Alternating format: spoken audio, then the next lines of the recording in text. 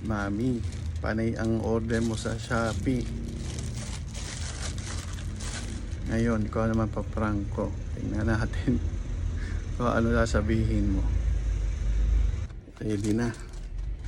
Tingnan natin ang reaction ni Mami. Wait nyo lang guys. Sinang order sa Shopee to. May Shopee ka oh. Order ng order. 130. So, surprisein mo si... 350. Oh. Tingnan mo nga naman nga pinamili. Bayad mo sa Shopee. Ewan ko sa'yo, ikaw order ka ng order ng Shopee. Bayad muna. Wala nga. Hindi pwede. Titingnan ko. Ano ba yan? Order mo nga oh, Teresita Aquino. Ano nga? Titingnan ko. Aba, mali ko. Wala ka. Saan? Gusto mo na.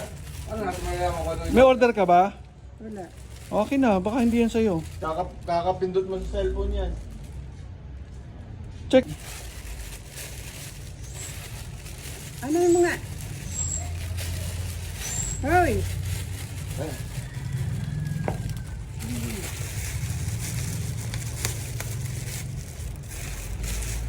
Check mo, sa'yo ba yan? Wala, Shopee mo, dalawa.